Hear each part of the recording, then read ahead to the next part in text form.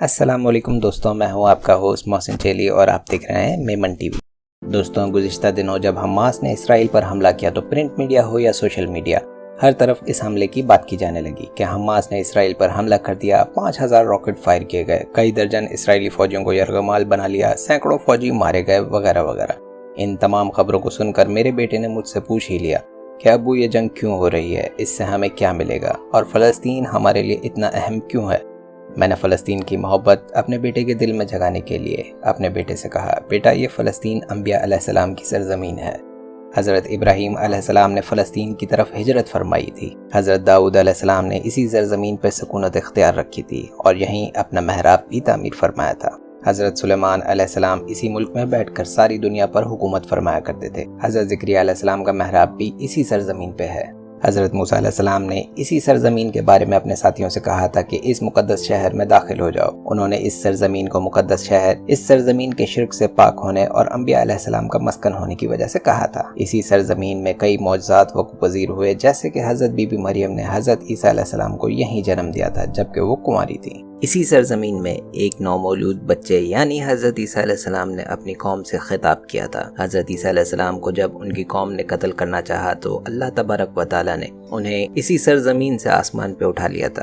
قیامت سے پہلے جب حضرت عیسیٰ علیہ السلام واپس زمین پر تشریف لائیں گے تو فلسطین کے ہی مشہور مقام سفید مینار کے پاس آئیں گے اور قیامت سے پہلے مقام باب اللد پہ دجال کو قتل کریں گے۔ باب اللد بھی یہیں واقع ہے۔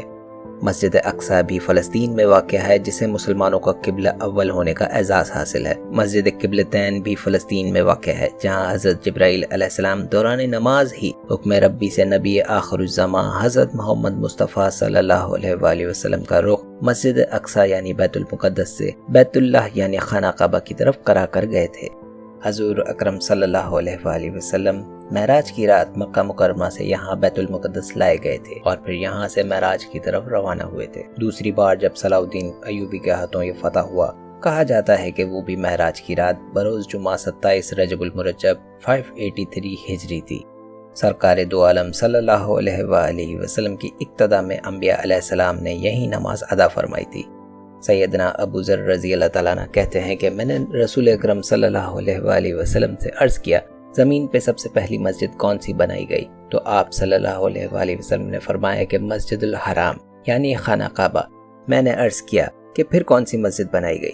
تو آپ صلی اللہ علیہ وآلہ وسلم نے فرمایا مسجد الاقصی یعنی بیت المقدس۔ دور فاروقی میں دنیا بھر کی فتوحات چھوڑ کر محض فلسطین کی فتح کے لیے خود سیدنا عمر فاروق رضی اللہ تعالیٰ عنہ کا چل کر جانا اور یہاں جا کر نماز ادا کرنا اس شہر کی عظمت کو اجاگر کرتا ہے۔ بیت المقدس کا نام قرآن سے پہلے تک قدس ہوا کرتا تھا۔ قرآن نازل ہوا تو اس کا نام مسجد اقصی رکھ دیا گیا۔ اس شہر کے حصول اور اسے رومیوں کے ظلم و جبر سے بچانے کے لیے کئی ہزار صحابہ کرام نے جام شہادت نوش کیا اور شہادت کا باب آج تک بند نہیں ہوا، سلسلہ ابھی تک جاری ہے۔ اس طرح یہ سرزمین شہیدوں کی سرزمین کہی جاتی ہے۔ اور قرآن پاک کی سورہ انبیاء کی یہ آیت نمبر 105 وَلَقَدْ كَتَبْنَا فِي زُبُورٍ مِّن بَعْدِ الذِّكْرِ إِنَّ الْأَرْضَ يَرِثُهَا عِبَادِي الصَّالِحُونَ۔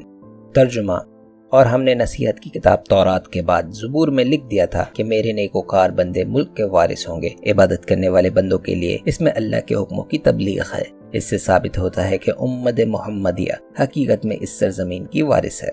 مسجد الاقصی کی عظمت کا اندازہ اس بات سے بھی لگایا جا سکتا ہے کہ یہاں پر پڑھی جانے والی ہر نماز کا اجر 500 گنا بڑھا کر دیا جاتا ہے۔ ہماری آپ سے درخواست ہے کہ یہ ویڈیو کسی سے شیئر کریں یا نہ کریں، اپنے بچوں سے ضرور شیئر کریں تاکہ انہیں بھی ارض مقدس کی اہمیت کا اندازہ ہو، کیونکہ یہ معلومات ہمارے نام نہاد انگلش میڈیم اسکولز تو بچوں کو نہیں سکھائیں گے۔